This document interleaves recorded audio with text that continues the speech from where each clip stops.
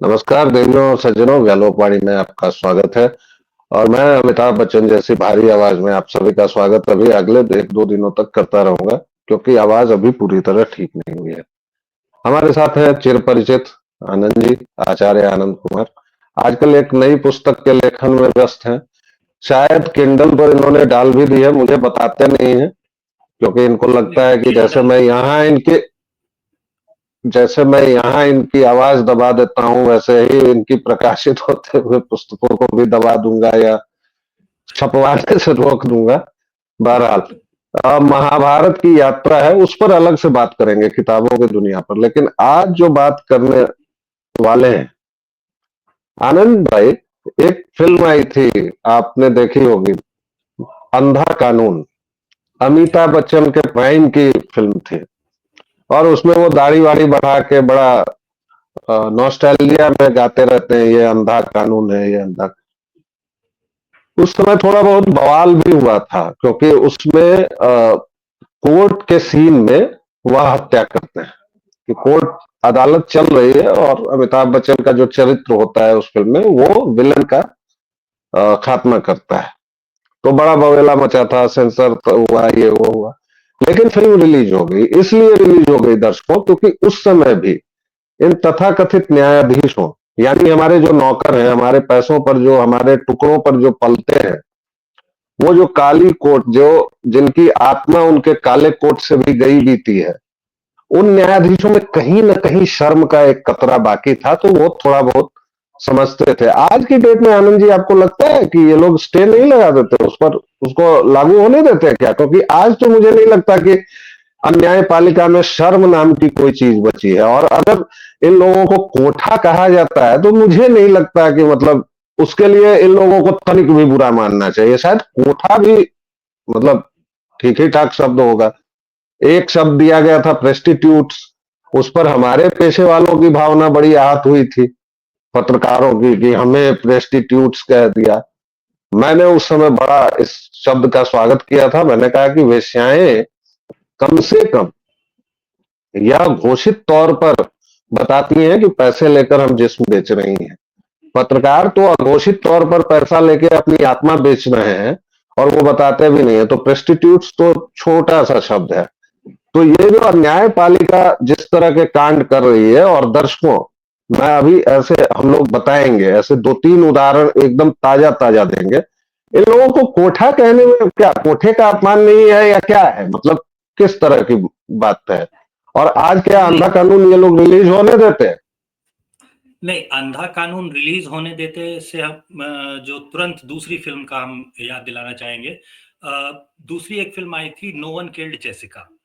No one killed Jessica में जो कहानी थी, वो कहानी असल में क्या थी? तो उस कहानी में आप पाएंगे कि वास्तविक घटनाओं पर आधारित वो थी, और जेसिका नाम की एक लड़की की, जो कि एक बार में बारटेंडर का काम कर रही थी। ऐसे वो पेशे से मॉडल भी थी, कुछ मॉडलिंग असाइनमेंट्स वगैरह भी उसको मिल जाते थे कभी-कभी। बाकी समय वो बारटेंडर का काम करती थी। उसने 11 बजे के बाद ड्रिंक परोसने से मना कर दिया था, और इस बात के लिए उसे एक बड़े नेता, बड़े कांग्रेसी नेता के सुपुत्र ने गोली मार दी थी। और सिर्फ बड़े कांग्रेसी नेता का सुपुत्र था ऐसा नहीं था, शर्मा जी जो हमारे पूर्व राष्ट्रपति हुआ करते थे, उनका पोता भी था।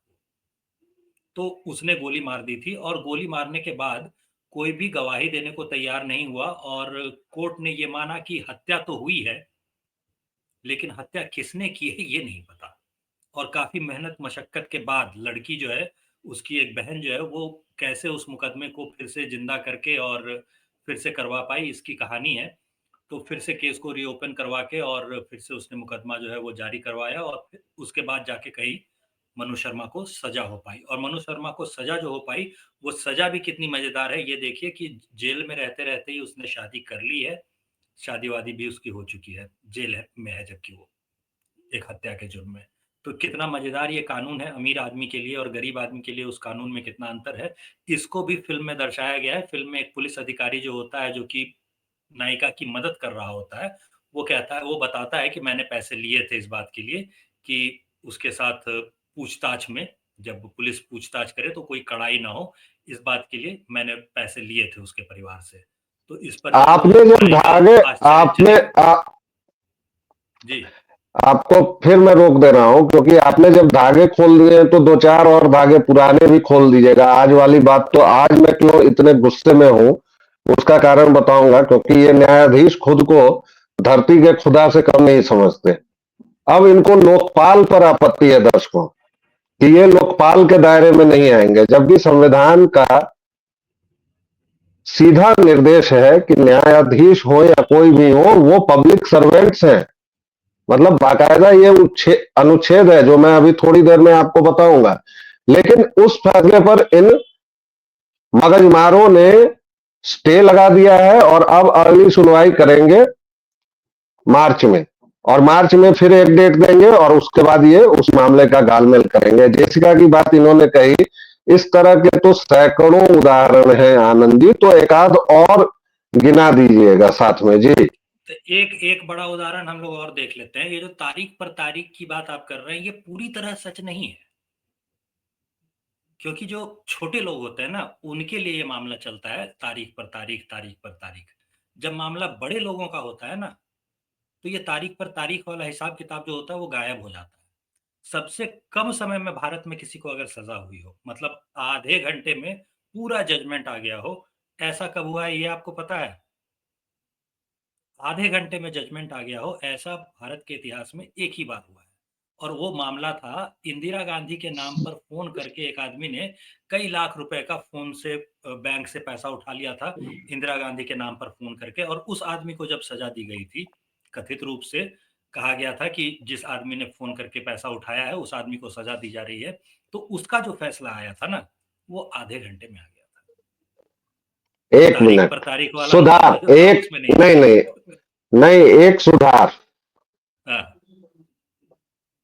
इन गटरवुड के भाईजान को आप भूल रहे हैं, सल्लू भाई, वो हरामखोर जिसने ब्लैक बक का शिकार किया, जिसने लोगों को कुचला, जिसके चक्कर में रविंद्र पाटिल नाम का वो कांस्टेबल एड़ियां रगड़ रगड़ के मर गया। आपको याद होगा, दर्शकों श्रोताओं आप भी देख लीजिएगा गूगल फूगल और जो भी जहां देखना हो, लेकिन याद कर लीजिए कि जब उसको ब्लैक बक केस में जोधपुर की अदालत ने सजा सुनाई साहब, तो वो फेज कैप यानी मुसलमानों की जो टोपी, उस समय उसको अपना धर्म याद आ गया था। बाकी समय वो आरामखोर कहता रहता है कि मैं तो सर्वधर्म संभाव वाला हूं, मेरे तो परिवार में पूरी खिचड़ी पकी हुई है, मेरा बाप दो विवाह करके बैठा हुआ है, मेरा भाई ईसाई के साथ है, मैं फलाने के साथ हूं, मैं तो खैर किस किस के साथ हूं वो तो मुझे ही नहीं पता, वगैरह वगैरह। लेकिन उस समय वो काली टोपी पहन के गया था, और मुसलमानों के बीच एकदम जज्बा उभर गया था कि भाई को जेल, भाई को जेल, क्योंकि भाई मुसलमान मतलब तो कानून का क्या मतलब है। लेकिन 4 बजे उसको सजा सुनाई गई थी साहब, और इससे पहले कि वो इम्प्लीमेंट हो पाता, लेकिन 4:30 तक हाई कोर्ट में, मजेगा देखिए, हाई कोर्ट में कोई भी मामला अगर आप एक सामान्य कोर्ट में भी ले जाएंगे तो 3 दिन से कम में वो रजिस्टर नहीं होगा, और फिर सूचीबद्ध होते हैं मामले, और तब वो लिस्ट आती है कि फलाने दिन फलाने वो काले लबादे वाले जज साहब झूमते गाते हाथी की चाल से आएंगे, या फिर उस दिन अगर उनकी बीवी को कहीं छींक आ गई, बेटी को कहीं हल्का सा नजला हो गया, तो वो छुट्टी भी ले लेंगे, और उसके बाद आप सड़ते रहेंगे। आप हजारों कैदी पड़े हुए हैं केवल इस सुनवाई के चक्कर में। लेकिन सलमान खान के मामले में इन्हीं जजों की, इन्हीं कुख्यात जजों की आत्मा मर जाती है, और आधे घंटे के अंदर साहब हाई कोर्ट में न केवल मामला सूचीबद्ध होता है, उसकी सुनवाई भी होती है, उस पर फैसला भी आता है, फैसला टाइम भी हो जाता है। देखिए मतलब आप अदालतों में, देखिए कि ये अदालतों में त्वरित गति, अदालतों में और देखिए यही उसके बाद मामला वो आता है। हरामखोर वहां से वो टोपी पहना हुआ वो मुसलमान एक्टर मुस्कुराता हुआ कानून के मुंह पर थूकता हुआ जूते मारता हुआ चला जाता है, और आज तक घूम रहा है। सिर्फ इसी मामले में नहीं, देखिए आमतौर पर जो अदालतों के लिए कहावत चलती है वो ये है कि अगर आपके पास कुछ लाख रुपए हों तो जिला अदालत में जो फैसला होगा वो आपके पक्ष में आएगा। अगर आपके पास 50-60 लाख रुपए हैं क्या तो बात कर हाई रहे हैं कोर्ट आप, में क्या जो है बात कर रहे फैसला हैं, वो फिर आपके आप पक्ष में आएगा। फिर आप इन लोगों का भाव बढ़ा रहे हैं। बस लाख रुपया में जिला अदालत, 10,000 में जिला अदालत में जमानत, चलिए मैं दिलवाता हूं। अरे भाई, इनका पेशकार नीचे बैठा रहता है और अदालतों का वो स्वरूप नहीं होता है सर जो गटरवुड में आप लोगों ने देखा होगा। मेरे दर्शकों श्रोताओं, अदालतें जो होती है ना, आपका जो कमरा है वैसा ही, और उसमें 25 मुकदमे एक साथ चले होते हैं, भेड़िया धसान होती है। उसके बाद नंबर बताया जाता है, नौटंकी कर हाँ रहे जी होते हैं आओ। लोग, और वकील, नौटंकी कर रहे होते हैं वहीं पर लोग। सबसे बड़ा गिद्ध जज, उसके नीचे छोटा गिद्ध पेशकार, उसके नीचे और छोटा गिद्ध वकील, और नीचे जनता जिसका मांस ये लोग नोचते हैं, खून पीते हैं। और इसका पेशकार बोलता है कि अगली सुनवाई जल्दी से करवा देंगे, 5,000 रुपया दे दो। और जज साहब देखते होते हैं, करवाइए मेरे ऊपर अवमानना साहब, कोई फर्क नहीं पड़ता है। आप लोगों ने नरक मचा दिया है यार। आप लोकपाल में नहीं आएंगे, क्यों नहीं आएंगे आप? सबसे सबसे करीब से जिस फिल्म में इन लोगों को दिखाया गया था वो था जॉनी एलएलबी। जॉनी एलएलबी वाले जो मुकदमे होते हैं उसमें सबसे करीब से दिखाया गया था कि मुकदमों में जो बहस होती है वो एक्चुअली कैसे होती है। तो जी। उससे ज्यादा करीबी तरीके से किसी फिल्म में दिखाया नहीं गया है। और उस फिल्म को भी आने दिया गया, मिलॉर्ड ने आने दिया, क्योंकि असली व्यवस्था जो अदालत के अंदर की होती है वो उसमें भी नहीं दिखाई गई। उसमें भी आराम से बैठे हुए लोगों को जैसे दिखाया गया है वैसे आराम से नहीं बैठे हुए होते हैं। अब चूंकि अब आजकल तो जो वो कोर्ट में जो लगा हुआ कैमरा होता है उस पर सुनवाई की सारी जो प्रक्रिया होती है वो आजकल दिखाई दे जाती है, जिसमें कोई अचानक एक महिला कह रही होती है कि शादी जो है वो वॉइड हो गई तो क्या हुआ, मुआवजा जो है वो जिसको आप कहते हैं कि शादी के बाद जो हर्जाना होता है वो अभी भी भरना पड़ेगा। भैया जब शादी ही वॉइड हो गई है, तलाक नहीं हुआ है, तलाक होने पर आपको कुछ देना पड़ता है, सेटलमेंट का एक रकम देना पड़ता है, वो चलिए मान लेते हैं कि चलो वो देना पड़ता है। लेकिन अगर शादी ही वॉइड हो जाती है तो उस केस में मुआवजा क्यों देना पड़ेगा या क्यों पैसे देने पड़ेंगे पति को, ये समझ में नहीं आता। लेकिन फिर भी स्थिति यही है कि अभी ऐसा होता है। हाईकोर्ट से एक मजेदार फैसला एक और अभी आया है। इसमें क्या हुआ था कि एक जैन युवती किसी समुदाय विशेष के लौंडे के चक्कर में थी और अपने बेटे को लेकर के उसके साथ भाग गई। और जैन साहब जो थे वो मुकदमा कर रहे थे, तो निचली अदालतों में उनका मुकदमा खारिज हो गया। लेकिन जब वो हाईकोर्ट में गए और उन्होंने फिर से मुकदमा किया और प्रक्रिया शुरू हुई, उसमें धर्मांतरण वगैरह का मामला आया। तो धर्मांतरण वगैरह का मामला जब आया तब फिर धर्मांतरण के मामले में सजा दी गई और फिलहाल 10 साल की सजा उस समुदाय विशेष के लौंडे को हुई है। वो जो लड़की जो भाग गई थी उसे हुई है और एक और व्यक्ति को हुई है जो कि खतना करवाने में सहयोगी था। लेकिन अभी इस मामले में भी पूरी तरह से न्याय हुआ है ये नहीं कहा जा सकता है, क्योंकि अगर खतना हुआ है तो फिर तो पॉक्सो का भी मामला बनता है ना। पॉक्सो भी लगना बिल्कुल, चाहिए। बिल्कुल बनता है। पॉक्सो पॉक्सो अभी तक लगा नहीं है। लेकिन मुझे तो इसी बात पर अचरज है कि इन दुकानदारों ने, कोर्ट तो अब कहना इनको खुद को जलील करना है, खुद को कोड़े मारना है, कि इन दुकानदारों ने इतनी भी कृपा कर दी भाई, धन्यवाद। नहीं तो देखिए, मतलब कानून की दुकान पर न्याय मिलता है, आपकी जेब में उचित अमाउंट होना चाहिए। तो जो हम कह रहे थे कि राइट, राइट, राइट। लाख रुपए हो तो जिला अदालत में आपको आपके हिसाब से फैसला मिलेगा। 50 लाख रुपए हो तो हाईकोर्ट में आपको अपने हिसाब से फैसला सुनने को मिलेगा। अगर करोड़ रुपए हैं तो करोड़ रुपए हैं तो आपको सुप्रीम कोर्ट में भी फैसला जो होगा वो अपने हिसाब से सुनने को मिल जाएगा। अदरवाइज गरीब आदमी हैं आप, तो आप न्याय की उम्मीद में और मिलॉर्ड के सामने माए बाप किए हुए हाथ जोड़े खड़े रहिए और कुछ नहीं होने वाला आपका। और वरना अगर विदेश करोड़ों में जो है हैं, कि और अगर करोड़ों हैं तो क्रूज पार्टी पर एक खान का बेटा पकड़ा जाएगा, लेकिन वो बाद में ये सिद्ध हो जाएगा कि पर्सनल कंजम्पशन और डिस्ट्रीब्यूशन, और फिर उसको ड्रग्स के एनआईपीडी कानून के वागजाल में ऐसा फंसाया जाएगा कि भैया वो पर्सनल कंजम्पशन के लिए था या पर्सनल या डिस्ट्रीब्यूशन के लिए था, तो वो कंज्यूम पेडलर किया नहीं था, गया था वो या नहीं। हाँ, तो वो मशीन लाइए, मतलब वो चम्मच लाइए जिसमें वो कोकीन पिघलाई गई, या फिर वो पाइप लाई गांजा है जिससे वो वो खींचा गया पाइप है। लाई है जिससे वो खींचा गया, और उसके बाद अब वो गटरवुड का बड़ा निर्देशक बनने जा रहा है क्योंकि उसका बाप शाहरुख खान है, और सलमान ये खान सब पर तो मतलब 25 साल से मुकदमा चल ही रहा है। और उसमें भी तब अब देखिए कि इसमें इसमें भी देखिए बाकी मामलों जैसा सलमान खान की गाड़ी चढ़ाने वाला मामला नहीं था। सलमान खान ने जिन लोगों पर गाड़ी चढ़ाई थी वो सब के सब तो समुदाय विशेष के थे, उसके ही जी परिवार के लोग थे। मतलब ऐसा नहीं था कि हिंदुओं पे गाड़ी चढ़ा दी थी, जिन पर गाड़ी चढ़ाई जी थी वो उसी समुदाय विशेष के थे। और भाई देखिए, अब भाईजान ने हिंदू किया अगर है तो माफ। फुटपाथ हिंदू अगर फुटपाथ पर भी सोएगा ना, तो डर सहम के एक कोने में सोएगा। वो मुसलमान ही होगा जो बीच सड़क पर सो जाएगा कि मेरे बाप का है, मेरे बाप की सड़क है। क्योंकि जब हम नमाज पढ़ेंगे बीच सड़क पर, हमारे बाबूजी रजिस्ट्री किए हैं, तो हम सोएंगे भी।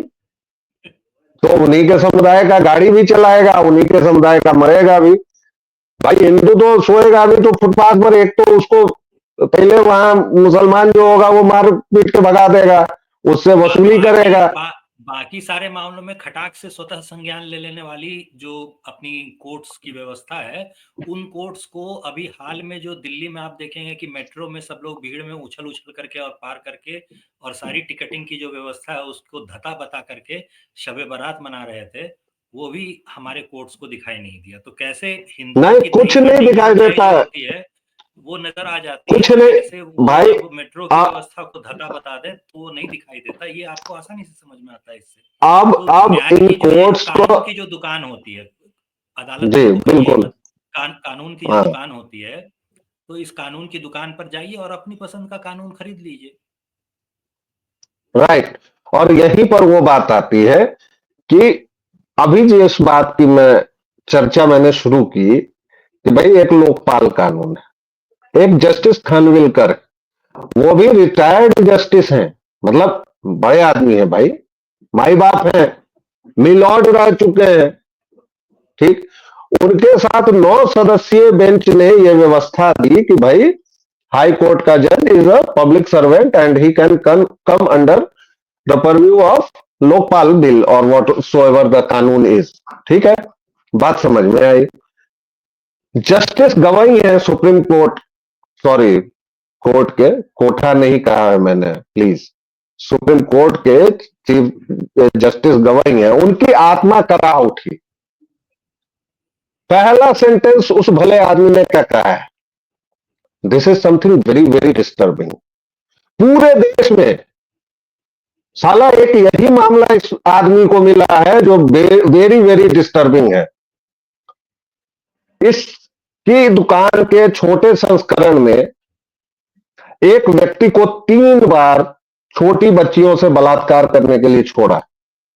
वो इस व्यक्ति के लिए वेरी वेरी डिस्टर्बिंग नहीं है। जी हां दर्शकों, सो कॉल्ड इन अदालतों ने क्या किया है आपको मैं बता रहा हूं। एक व्यक्ति एक बलात्कार करता है छोटी बच्ची से, जैसे तैसे उसे 10 साल की सजा होती है। छोटी बच्ची से बलात्कार, 10 साल की सजा। 10 साल के बाद वो निकलता है, फिर एक छोटी बच्ची से, अगेन अ माइनर, फिर रेप करता है, फिर उसको उम्र कैद फलाना ढिमाका, फिर छोड़ना पकड़ना। तीसरी बार वो जब बाहर आता है और एक मूक बधिर बच्ची का रेप करता है और उसे मृत्यु दंड सुना देती है कोई दुकान, तो अगली दुकान उसको आजन्म कारावास में बदलती है। वो जस्टिस गवई के लिए वेरी वेरी डिस्टर्बिंग नहीं है, लेकिन लोकपाल के अंदर हाई कोर्ट के जज आ जाएंगे, ये बहुत डिस्टर्बिंग है भाई।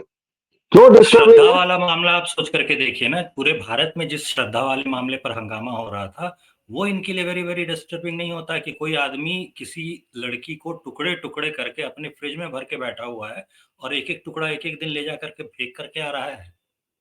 ये वेरी वेरी डिस्टर्बिंग नहीं था श्रद्धा वाला मामला इनके लिए। क्यों? क्योंकि एक हिंदू लड़की मारी गई थी, टुकड़े कर दिए गए थे उसके, क्या फर्क पड़ता है? और ऐसा कोई एक मामला नहीं है, ऐसे हजारों मामले आते हैं और कभी भी सुप्रीम कोर्ट के वेरी वेरी डिस्टर्बिंग मिलॉर्ड जो हैं उनको ये नहीं याद आता कि एक बार पूछ लिया जाए कि इस किस्म के कितने मामले आ रहे हैं और इस किस्म के मामलों पर कानून बनाने की सरकार ने कोई पहल की भी है या नहीं की है। क्योंकि अगर इस तरह के बहुत सारे मामले आ रहे हैं तो जो हत्याओं के मामले होते हैं उसमें एक और धारा जोड़ी जानी चाहिए कि जब आप इस तरह के इरादे से हत्या कर रहे हैं तो ये एक स्पेसिफिक इरादा है कि भाई स्पेसिफिक तुम्हारा इरादा था धर्म परिवर्तन करवाना और जब ये इरादा पूरा नहीं हुआ तब तुमने हत्या की। तो ये एक बिल्कुल स्पेसिफिक बिल्कुल अलग किस्म का मामला है। अभी तक जो हम लोग मामले देखते हैं उसमें पैसे के लिए हत्या कर दी गई, लूट के लिए हत्या कर दी गई, आपसी दुश्मनी में हत्या कर दी गई, ऐसे मामलों में हम लोग हत्या देखते हैं और ऐसे मामलों में सजा दी जाती है। तो A B C D E F G वगैरह जो होते हैं सारे बलात्कार के जैसे अलग अलग टुकड़े करके मामले बनाए जाते हैं, हत्या के भी बनाए जाते हैं, तो वैसे ही एक मामला तो इसका भी होना चाहिए कि सिर्फ धर्म परिवर्तन करने से इनकार करने के कारण यातनाएं देने के बाद अगर किसी लड़की की हत्या कर दी गई है तो उसके लिए एक अलग सेक्शन होना चाहिए। तो इस पर सरकार से पूछा जाए, तुम्हारा ही काम था, न्याय की दुकान जो बना के बैठे हुए हो, कानून की दुकान जो बना के बैठे हुए हो, तो नए कानून बनवाना तुम्हारा ही काम होता है। मतलब कोई भी दुकानदार तो इसी तरह बर्ताव करता है ना कि भैया मेरी दुकान में ये फलाना सामान नहीं है, तुम्हारी कंपनी जो है ये सामान या तो बनाना शुरू करे, नहीं तो मैं दूसरी कंपनी से ये वाला सामान खरीद करके और अपनी दुकान में सजाना शुरू करता हूँ। दुकानें तो ऐसे ही चलती हैं। तो ये कानून की दुकान जो है ये इस मामले में कानून नहीं बनवा रही है, उसका स्वतः न, संज्ञान जो है वो ऐसे मामले पे नहीं जागता है। नहीं नहीं, इनके जीवन में, आनंद जी, देखिए इनके जीवन में कोई काम नहीं है। इनको जो काम मिला है ये फैसला नहीं देंगे। न्याय की बात तो खैर भूल ही जाइए, ये फैसला तक नहीं देते हैं। ये इतने कामचोर, काहिल, निठल्ले, मुफ्तखोर बैठे हुए हैं हर एक जगह। ये साल में 3 महीने तो छुट्टी पर रहते हैं, नहीं नहीं, उसके बाद तीन एक महीने दिन तीन 3 महीने छुट्टी वुट्टी का मामला छोड़ दीजिए, ये बहुत बड़ा मामला है। मतलब छुट्टी का मामला देखने के लिए तो आदमी को देखना पड़ेगा ना कि साल में कितने दिन अदालत चली, कितने दिन नहीं चली, न्याय की दुकान कितने दिन खुली, कानून की दुकान कितने दिन खुली। एक जो बिल्कुल ना देखना चाहे तो भी दिख जाएगा ना। हम आपको ऐसा एक मामला बताते हैं, पटना में चले जाइए। मतलब हर एक राज्य में तो एक हाई कोर्ट होता ही है। सब लोग जो है वो राजधानी, अपने राज्य की राजधानी तक किसी न किसी काम से जाते ही हैं। तो जैसे पटना में आप आएंगे तो पटना में आपको हाई कोर्ट दिखेगा। वहाँ जो आम पब्लिक होती है ना, गरीब जनता, तो ये जो गरीब जनता होती है इसके घुसने के लिए दरवाजा अलग है। मियाँ लॉर्ड हाँ जो हैं बिल्कुल। उनके घुसने के लिए दरवाजा जो है वो अलग अलग है। पूरे बेली रोड पर पूरा जो आप सड़क देखेंगे, पूरी सड़क जो आप देखेंगे, उस पूरी सड़क पर यू टर्न की व्यवस्था कर दी गई है। रेड लाइट खत्म कर दिया गया है। ठीक है, मतलब कहीं भी सड़क पे आपको रेड लाइट नहीं दिखेगी। आप पूरा राजा बाजार से लेकर के और हाईकोर्ट तक चले जाएंगे तो कोई आपको रेड लाइट नहीं दिखेगी। पहली लाल बत्ती जो आपको दिखेगी वो मियाँ लॉर्ड के दुकान के सामने है। तो मियाँ लॉर्ड की जो कानून की हाँ दुकान है उसके सामने पहुंचते ही ये जो सारी व्यवस्थाएं हैं वो खत्म हो जाती हैं। यू टर्न वगैरह का जो इंतजाम करके ट्रैफिक पुलिस ने ट्रैफिक को सुचारू रूप से चलाने की व्यवस्था की थी वो न्याय की दुकान पर आकर के, कानून की आकर के खत्म हो जाती है। और वहां पर फिर से आपको एक सिपाही खड़ा दिखेगा जो कि लोगों को हाथ से इशारा कर रहा होता है कि अब जाओ, अब रुक जाओ, अब जाओ, अब रुक जाओ। और वहां पर भी जो कानून के जो दुकान के जो छोटे-मोटे दलाल लोग होते हैं, वो लोग कानून मानने की कोई ज़रूरत नहीं समझते क्योंकि उन्होंने काला कोट पहन रखा होता है। तो पुलिसकर्मी ने हाथ दिखा रखा है और ट्रैफिक को रोक रखा है, उससे उन्हें कोई मतलब नहीं। वो अपनी मोटरसाइकिल घुसाएँगे इस पार से और दूसरी साइड से निकल जाएँगे, सड़क पार करके। और कोई उन्हें नहीं रोकता। आप चाहें तो वहाँ पे दिन भर एक कैमरा लगा करके और वीडियो बनवा करके देख लीजिए कि कानून की दुकान के कितने दलाल वहाँ से ये करते हुए आपको दिखाई दे जाते हैं। कितना हेलमेट के बगैर आपको वहाँ से क्रॉस करते हुए दिख जाते हैं और वहाँ पर पुलिस जो है उसकी व्यवस्था जो है वो वहीं की वहीं धरी रह जाती है। तो कानून की दुकान के सामने पहुँचते ही लाल बत्ती लग जाती है, बाकी पूरी सड़क पर लाल बत्ती नहीं है, वो आपको दिख जाएगा। जो दुकान में घुसने का रास्ता है वो मियाँ लॉर्ड के लिए अलग है और बाकी आम जनता के लिए अलग है, वो दिख जाएगा। कहीं गलती से आप अदालत के अंदर चले गए तो जो लिफ्ट है ना उस लिफ्ट के अंदर लिखा हुआ है कि ये सिर्फ मियाँ लॉर्ड के लिए है और आम जनता अगर इसमें घुसती हुई पाई गई ना तो उसे 500 रुपए का जुर्माना होगा। आप विकलांग थे क्या नहीं थे इससे कोई मतलब नहीं है। आपके लिए लिफ्ट नहीं है, वो मियाँ लॉर्ड के लिए है। तो ये जो अभिजात्य वाली सोच होती है ना, प्रोटोकॉल वाला जो इंतजाम होता है ब्रिटिश दौर का, ये इनसे आज तक छूटा ही नहीं है। तो 1880 के दौर से यही व्यवस्था चली आ रही है और यही व्यवस्था जो है ये लोग जारी रखे हुए हैं। तो ये और मजे समस्याएं की हैं। बात है, और मजे की बात है कि इनको गुस्सा भी आता है, इन अच्छा, निठल्ले कामचोरों को। मियाँ लॉर्ड को गुस्सा कब आता है? मियाँ लॉर्ड को गुस्सा तब आता है जब प्रोटोकॉल के हिसाब से क्या होता है ना कि नियुक्ति जो होती है वो हाईकोर्ट के चीफ जस्टिस की जो नियुक्ति होगी वो मुख्यमंत्री की अनुशंसा के बाद ही होगी। मुख्यमंत्री जिसके नाम का अनुमोदन नहीं करते उसकी नियुक्ति नहीं हो सकती हाईकोर्ट के चीफ जस्टिस के तौर पर। बिहार में अभी तक जैसा नियम चलता है। लेकिन अगर सड़क पार कर रहे हैं और लाल बत्ती पर एक साथ एक तरफ से मियाँ लॉर्ड की गाड़ी आ जाए, हाईकोर्ट के चीफ जस्टिस की गाड़ी आ जाए और दूसरी तरफ से मुख्यमंत्री की गाड़ी आ जाए, तो मुख्यमंत्री की गाड़ी को रोक दिया जाएगा और मियाँ लॉर्ड को पहले पास करने दिया जाएगा। तो प्रोटोकॉल अगर ये वाला टूटा तो मियाँ लॉर्ड को गुस्सा भी आ जाएगा। ये चीज ध्यान रखने लायक नहीं है। नहीं, मियाँ इनको लॉर्ड को बहुत गुस्सा चीजों पर आपको गुस्सा और आता दिनों पर भी है, आता है, और दिनों भी इनको गुस्सा आता है बहुत मियाँ चीजों लॉर्ड पर को। गुस्सा आता है। इनको अगर 22 सेवक नहीं मिले तो भी गुस्सा सत्ताईस आता है। ये सत्ताईस अपने ही सत्ताईस लिए, हाँ सत्ताईस 27 27, सत्ताईस ये सत्ताईस अपने ही लिए खुद से, जैसे हमारे प्रथम प्रधानमंत्री ने खुद से खुद को भारत रत्न दे दिया अपनी सेवाओं के लिए, वैसे ही ये खुद से खुद के लिए 27 सेवक न मिलने पर 27 सेवक लेने का आदेश पारित कर देते हैं। ये निठल्ले कामचोर। और ये काम क्या करते हैं, कभी इनको रोहिंग्या के लिए दर्द हो जाता है, कभी उसकी पढ़ाई लिखाई के लिए। अबे इतने बड़े बड़े बंगले तुम लोग घेरे हुए हो, रखो ना भाई रोहिंग्या को ले जाके वहां, 50 तो रोहिंग्या को रखो तुम।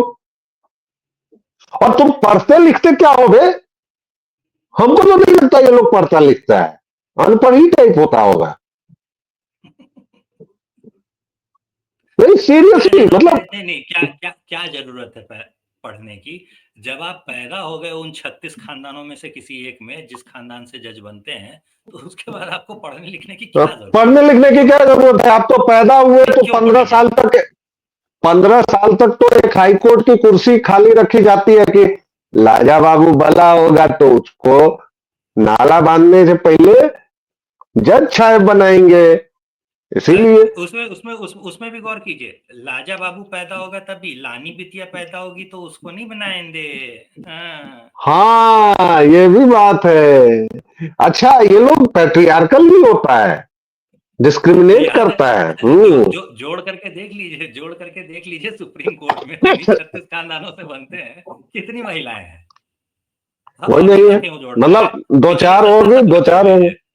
पिछले 70 साल हाँ का दो जोड़ लीजिए चार ना, हुए 5 होंगे। नाम गिना दीजिए। पिछले 70 साल हाँ में 5 नाम गिना दीजिए।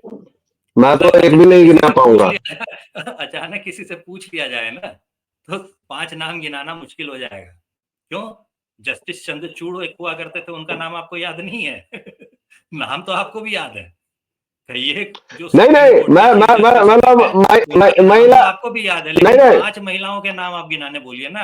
मैं जो महिलाओं, आदमी मैं काम कर महिलाओं, रहा है 30 साल से, कपिल अरे सिब्बल मैं से पूछ लीजिए, महिलाओं की, कपिल सिब्बल गिना देंगे। महिलाओं की बात कर रहा हूँ, महिलाओं की बात कर रहा हूँ मैं। वैसे तो चीफ जस्टिस में एक वो चीफ जस्टिस भी थे जो वही 99%। बिल्कुल बिल्कुल वही हम भी याद दिला रहे हैं कि हर आम हाँ आदमी को भी कुछ एक चीफ जस्टिस के नाम याद होते हैं।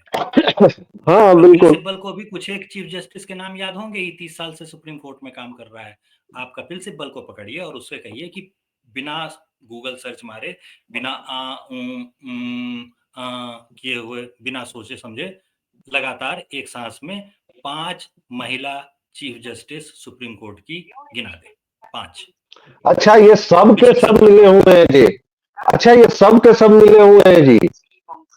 एक वो जो वहां बनाता था अपने चेंबर में जज, क्या नाम था उसका, अभी अभी कांग्रेसी नेता, अभिषेक मनु सिंघवी, अभिषेक मनु सिंघवी।